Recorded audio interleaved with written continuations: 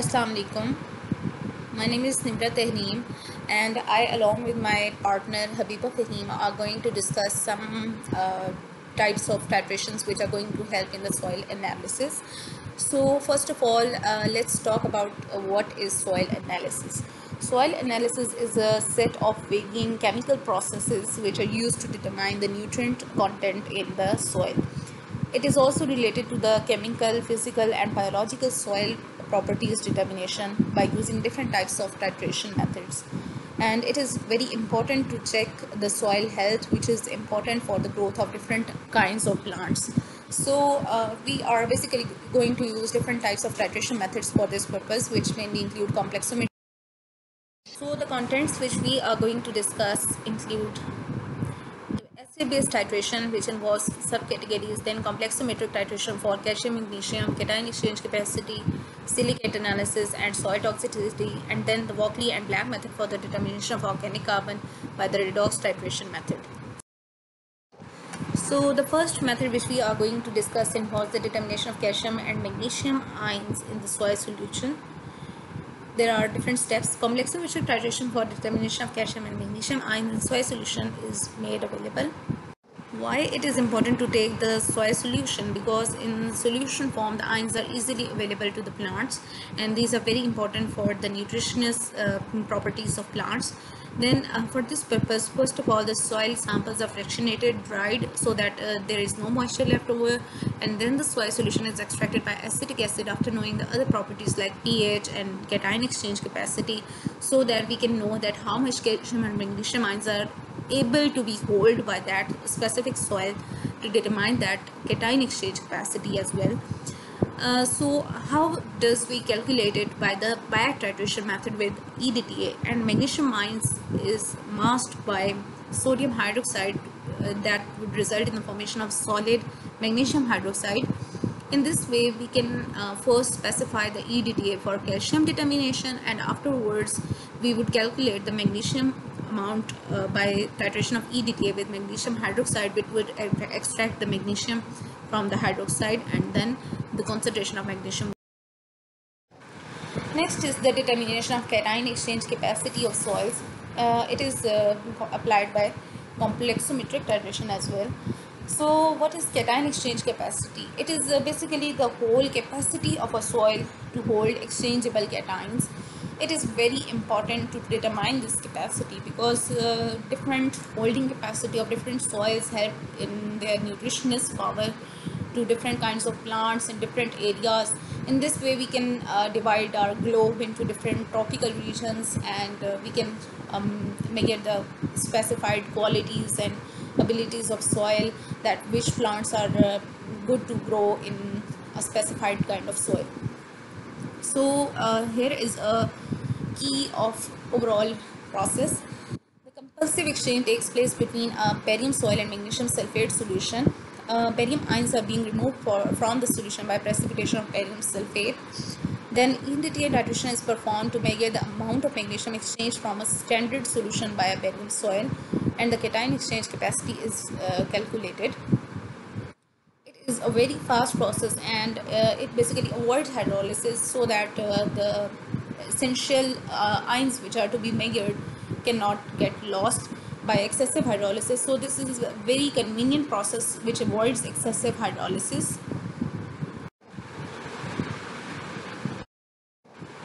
Next, we see how the analysis takes place.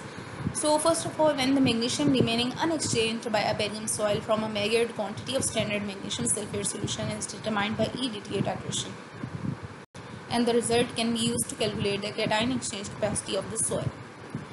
So basically the reaction take place as follows. The barium soil in the presence of chloride solution reacts with magnesium sulfate, and the magnesium got exchanged with the barium as magnesium soil, and then the magnesium chloride act as a solution form, and then barium sulfate is precipitated out in the solution. EDTA solution is used with 2 drops of catechol violet indicator, which would result in clear blue to reddish purple endpoint. Basically, how does it happen? EDTA is used for complexing magnesium ion. When all the calcium magnesium ion is being exchanged from the soil, then there would be no excess amount, and now the EDTA would react with the excessive amount of catechol violet indicator, whose original color is clear blue. But when it complexes with EDTA, it results in a reddish purple complex. So it would indicate that. Talking about the procedure of this reaction, there is this procedure of this reaction. First of all, we are going to transfer 5 grams of soil to a tightly stoppered polythene centrifuge bottle. Then weighing this bottle with the soil in it, this would be determined as W1 gram. Then after that, we would buffer and centrifuge accordingly to get the buffered barium chloride reagent. After this, we would get the bottle weight with the contents as W2 grams. Then flip it into the bottle 100 milliliters of magnesium sulfate solution, titrating it with the EDTA solution and noting the endpoint at titrate volume A1. And then we would correct the titrate volume to remove the volume effect of chloride content after centrifuging, so that it would not affect our true concentrations of ions. After this, the titrations of original magnesium sulfate solution with EDTA are performed, and then this titrate volume would be considered as B. Titrate volume is basically the excess volume left after the complexing. So the formula which would be applied here is cation exchange capacity is equal to 8 into B minus A2. Here we can see that cation exchange capacity is directly proportional to this volume B, titrate volume B, which is left over after the complexing of magnesium with EDTA.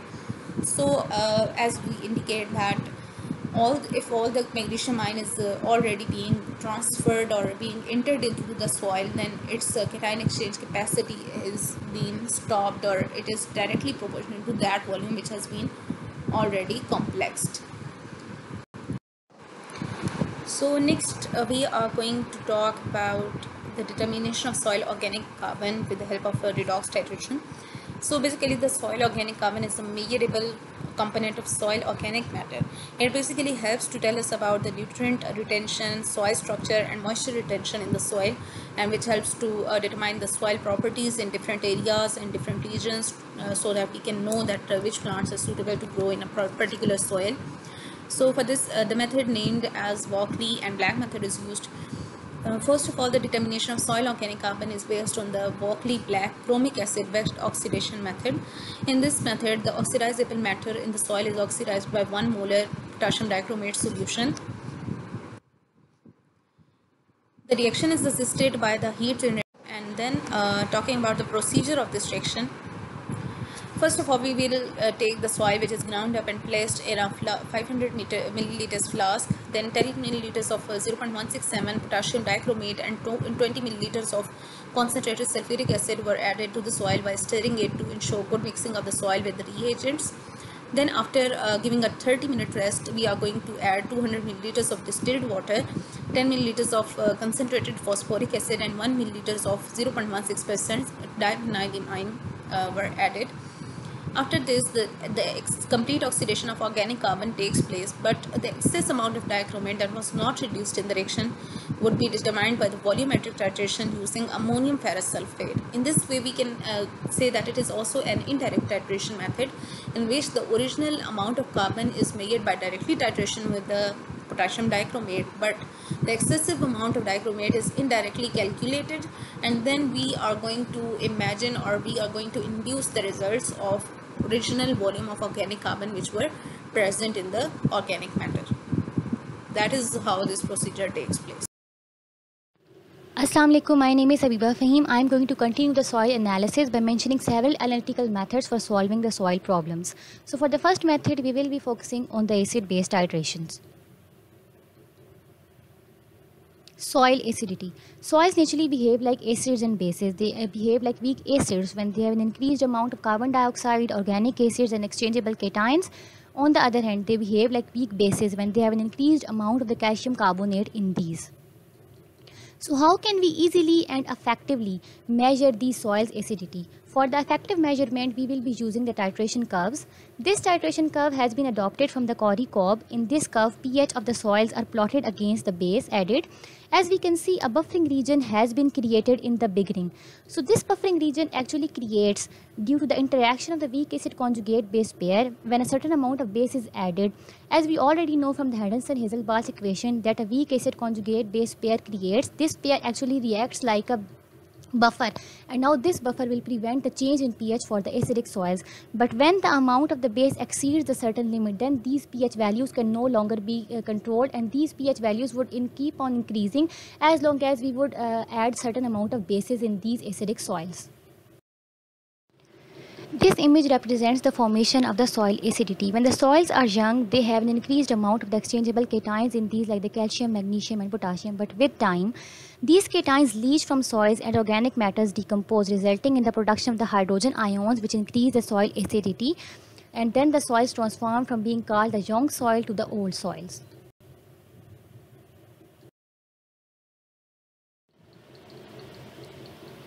So first of all, this is the first method for determining the acidity in soils. In this method, a salt solution is added to the soil. As concentration of the salts increases, the neutralization reaction in soils reverses, producing acids and bases. Acids then produced are titrated with the salt solutions, and then acidity in this method is determined by the titration curves, from which we can determine the pH of the pH range, and from the pH range we can determine the exact value for the acidity. The salt solutions which are used particularly in this reaction are the sodium chloride, potassium chloride and nitrate calcium chloride. And basically in this method we have been using the salt solutions, as in salt solutions the salts are more easily available for the reaction with the soil contents.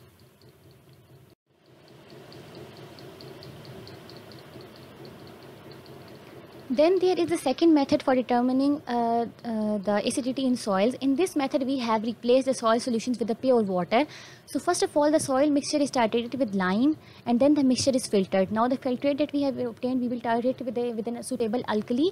Now the quantity of the acid would be analyzed. By analyzing the quantity of the acid, we would come across by the hydrogen ion concentration. From the hydrogen ion concentration, we will determine the specific acidity.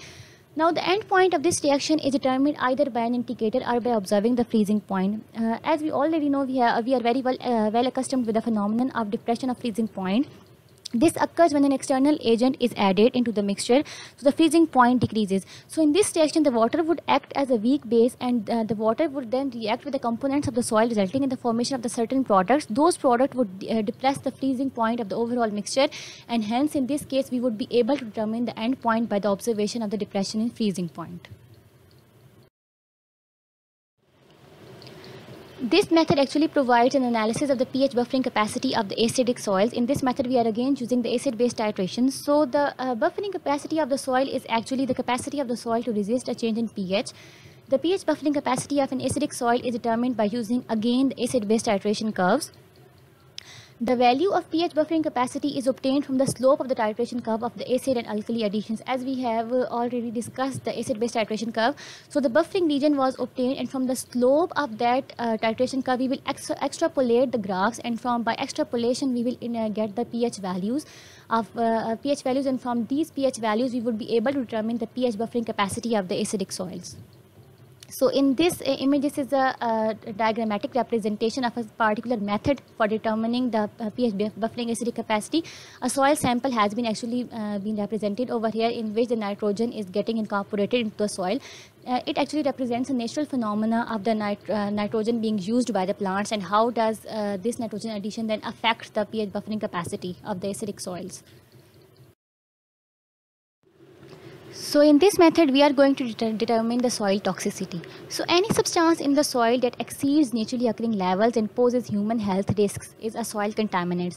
So point to be noted here is that these substances are present naturally in the soils. As we can talk about the lead is present naturally in the soils, but when its amount exceeds the certain limit, then it becomes toxic for the plants and also the animals that feed on the plants, and then the lead eventually enters into the food chain.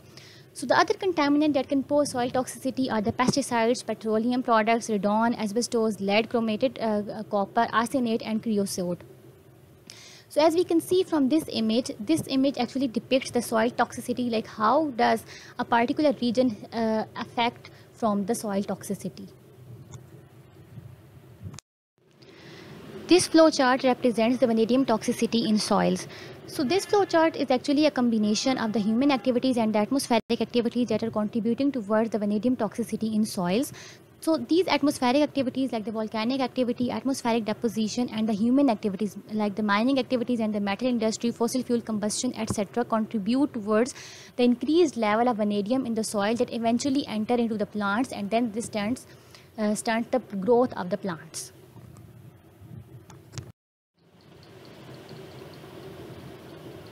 Now, this procedures provide an analysis of the soil toxicity by determining the trace metals concentration by using the complexometric titration. So, in this procedure, we will be using 3 reference metals like the copper, nickel, and zinc, and we will be employing complexometric titrations over here.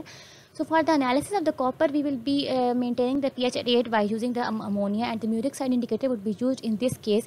By using the Murex side indicator, the color of the solution will change from orange to purple. That would indicate the endpoint. In case of the nickel, we will maintain the pH at 10 with ammonia. Again, we will be using the Murex side indicator. The color of the solution will change from yellow to purple or blue, indicating the endpoint again. In case of the zinc, we will use a different kind of indicator. That indicator would be the adiochrome black tea. In this case, the color of the solution will change from the wine red to the blue, indicating the endpoint. Now this image actually depicts the reaction between the zinc, which is our analyte, and the indicator, which is the adiochrome black tea. So the zinc analyte would be initially the colorless. It would react with the blue indicator, resulting in the formation of the metal ion indicator complex that would be of the wine red color. Now when this metal ion indicator complex would be titrated against the EDTA, then the EDTA would displace the metal ion from the metal indicator complex, resulting in the formation of the metal ion EDTA complex that would be colorless, and again the free indicator would be released into the solution. So our endpoint would be indicated when the metal ion indicator complex of the wine red color would change into the free indicator of the blue color. So this would be our endpoint in this reaction.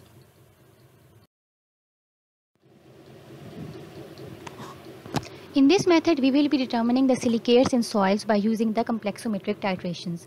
So the silicates are actually very widely abundant in the soils. This diagrammatic representation here represents the concentration of different silicates in the natural soils. They make up about 25% of all the known minerals, and the reasons for these are actually the diverse nature and the extensive framework of the silicon-oxygen bonds. So this method, by using the complexometric titration, provides a successful and rapid determination of calcium, magnesium, aluminium, zirconium, barium, and lead involving the silicate analysis.